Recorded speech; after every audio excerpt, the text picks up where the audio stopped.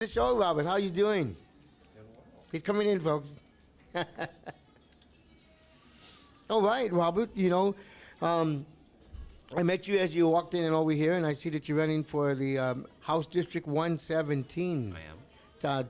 Tell us about yourself. What drives you to run for the House District 117? Sure. So a little bit about me. I'm a retired lieutenant colonel, West Okay. Point graduate, West Point faculty, and pro bono attorney currently in San Antonio. So I work with San Antonio Legal Services Association. So we provide low-income residents of Bexar County and San Antonio with civil legal services, whether it's estate planning, probate, veterans trying to get disability benefits, a whole range of things. So what's motivated me to run is in part just like a lot of people, I'm frustrated by the current politics of the nation, of the state, and I felt like I wanted to do something about it. And my work as a pro bono attorney has sharpened that. Because when you work with low-income folks dealing with the crises of life that we all deal with, but they're dealing with it under the pressures of income and all the things that are coming at them, you get frustrated by seeing the same thing over and over again, right? And I had done some time working in public defender offices as a law student, so I have a wide range of issues that I'd like to have a bigger impact on. And since I retired after 20 years in the Army, I'm at a point in my life where I want to have impact, right? I know I'm not going to become a law partner in a firm, but I want to do something that means something to the people. So that's what motivated me in general to think about running for office. And from my perspective, we are not getting a lot of what we need to get out of our elected officials in the Texas House, right? That there's a good number of representatives that are reliable votes for the party, but they're not doing enough to help us gain the majority, right? If you are just voting, then you're not doing the full range of things that we need our representatives to do. Our representatives are our representatives. Yes. They need to be talking to us. They need to be available to us. And if they're not connecting us to the Capitol, to the legislature in that way, they're only giving us half the value that we need. And my sense is, like, the incumbent for my race, where I'm primarying him, is not doing that, right? So And who's your incumbent? the incumbent's Philip Cortez. Oh, Phil Cortez, yes. So you're basically saying, hey, there needs to be more connection. There needs to be more bridges that bring us together. And you're that conduit. Hey, I'm not going to be a phone that doesn't answer. And if it sounds like an answering machine, it's because I'm working so hard, like I might be a robot, but it's really me. Yeah. I think that's really important because I have to agree that there are, sometimes, elected officials aren't as accessible. And, some people could be busy, but you're not that busy, right? Right. And yeah. And why I'd sort of throw in that sort of complete that thought is that it matters so much more now, I think. Yes. Because of what the GOP has been doing over the past 5-10 years, right? Taking away the gavel from the minority party, from the Democrats, really going zero-sum and not being reliable partners in developing legislation, right? A decade ago, when Philip first started in the legislature, right, you could cut deals and rely on the Republicans to deliver, right? When you sort of give up something, they give up something. Yeah. You could compromise. But one of the things that I think we've proven over the past 5 years or so, right, is with going to the redistricting on back, right, is that the Republicans have shown how ruthless and zero-sum they really are about politics. And in that environment, you can't afford to be passive. And so I'm not saying Philip's a bad person. I'm saying that for the moment right now with the Republican Party that we're facing, that we need a different approach. And so I'm offering myself. You know what? Robert, I think that right now, one of the difficulties we're having as Democrats, as in Democratic leadership, is not all of them. Few, I see few that are really, really fired up, but we're being too damn polite, and we're too afraid to call out what we know is wrong, even if it's amongst our own colleagues.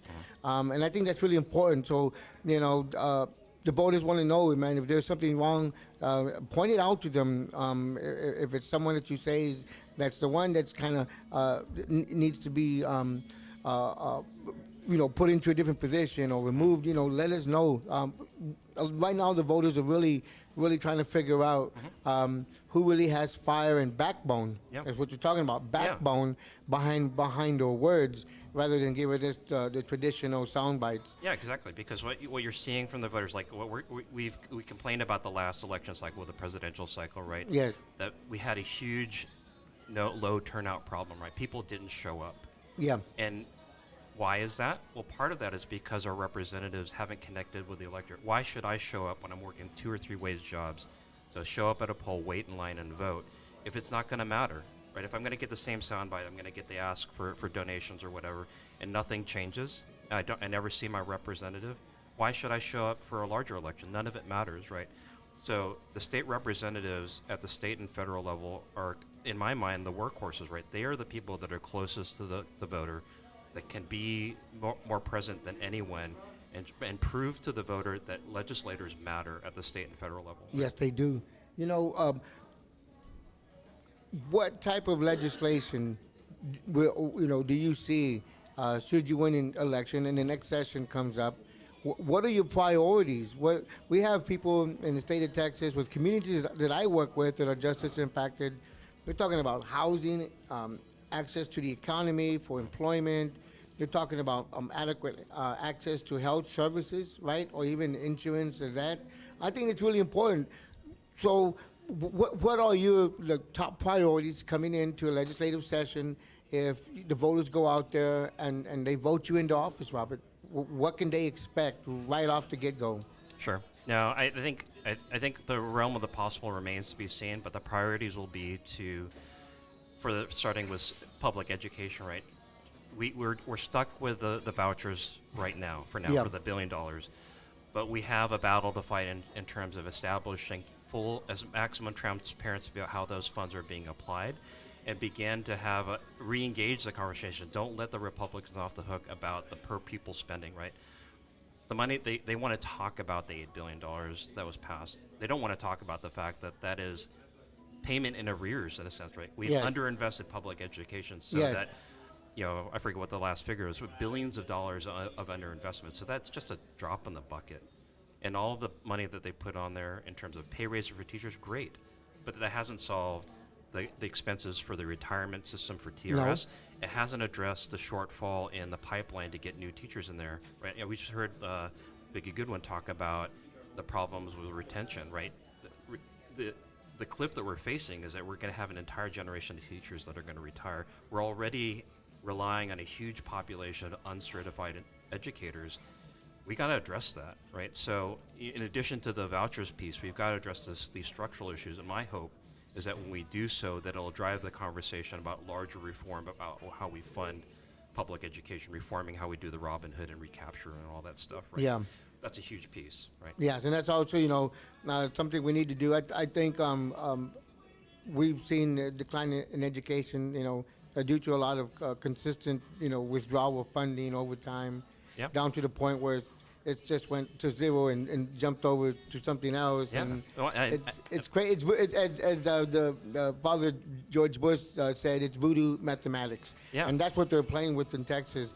Mm-hmm.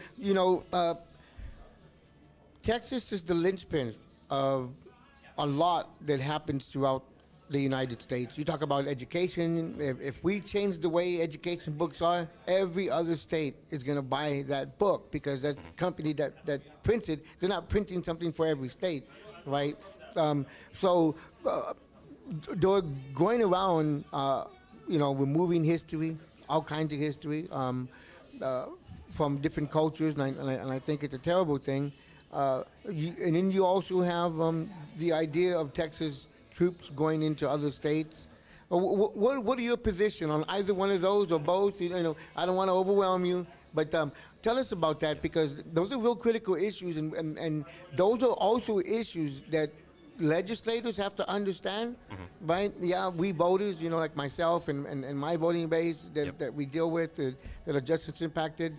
We care about housing, we care about education, we care about the economy, but we know none of that means anything if we lose our freedoms to a dictatorship and an authoritarian government. So where are you at on that? I mean, where's your backbone, Robert? Tell us about that. No, I mean, I am right there with you, right? I was a history professor at West Point, and then I also I was an educator in NISD for some time. So the teaching history matters a lot to me, obviously, and I think this goes to the point that we started with, right? That part of what distinguishes the current moment where we are in is that the Republicans are playing hardball on issues that that are supposed to connect us, right? And we cannot let them off the hook on that. They are attacking public schools as part of a larger strategy of undermining the entire public square, right? Because they are okay with who they want to leave behind, right? these narratives that we're creating, the undermining of public schools, these are things that are acceptable in their policy universe because they don't care about the people that are going to get left behind by it. That includes the narratives and the stories of disenfranchised peoples that get left behind, right? Who gets to decide who's normal and who's the real American? These have been perennial issues since our founding, right? And I think one of the reasons why we need legislators to take a different approach is because at the end of the day, in the near term at least, we're probably going to be playing defense for a long time. And as they are chipping away at these things and we are building ourselves up to counter it eventually and reverse it, is that we need to use the bully pulpit, the platform that we have as legislators, to call it out and to make sure that those narratives are not forgotten. So whether it's the Chicano movement or Okay. in my instance, my background in terms of the Japanese American incarceration during World War II, right? These are stories that need to be told. Like we just had like the Alamo, right? The Yes. Alamo Foundation. There is no shame and there's no restraint, right? No. So you have to respond to that with that understanding, right? You can't go into it with rose-colored glasses. You have to understand this is the game they're playing. They're going to push it as hard as they can. So you got Okay. to call it out every time. So, in terms of making it a priority, just using the platform that the office provides to call it out, and then obviously to the degree we can propose resolutions and legislation. All right. Now let's just I got one more question before we close out. I'd like to ask. This is because the studies show that 75 to 80% of Texas voters. It doesn't matter whether you're red or blue. This is a everybody question, people. So don't be stripping. But cannabis, marijuana, recreational, medical. When the hell are we going to do it? Do you support it? Will you back up legislators who say we need to get this done? And when you figure out a way how to alleviate tax burdens on the taxpayer by utilizing revenue generated by the cannabis industry at medical and recreational, opening up legitimate dispensaries, is that something that's on your mind, or just be honest with us? Yeah, no, for sure. I mean, I think there's a wide range of issues that are included with that. As a military veteran, right, I'm very cognizant of its potential, along with other natural solutions for alleviating post-traumatic stress and other things. And so I think we need to push the envelope and go to the limit to see what its potential is and not limit it unnecessarily. I do think we need to be responsible towards vulnerable populations because we don't have enough medical history on the long-term use impacts, especially on young people. Yeah. But we can do that and still maximize the opportunity. We've already opened the door and created opportunity for the market to develop. I'm a living study. Yeah. Yeah, I started smoking marijuana when I was 12 years old. Okay. I have no qualms of telling people I still smoke marijuana. Yeah. It helps me with my anxiety and stuff. It's used all across the country. I go to other states with my colleagues, and I sometimes have the opportunity to sit down and smoke it with other legislative officials in states where it's legal. So I hear what you're saying, but I'm a very strong proponent of it. And if you're looking for a living example, just call me over, and I'll be right there in a heartbeat, and I won't even be a minute late. But tell voters how, Robert, they get on board your team. How do they volunteer? Okay. What do they go to hear more about what you have to say? Sure. Yeah, and obviously you could follow my campaign like the others through the Bexar County Democratic Party website, and we'll post events as they're listed. But I also have a website at miharafortexas.com. That's MIHARAFOR Texas.com, and that's the surest place to find me. Of course, I'm on social media as well. All right. Thank you, Robert, so much for everything. Really appreciate appreciate you having on board. Great to be here. All right, everybody. Wow. Great interview. That was Robert Mihara, running for State District 117.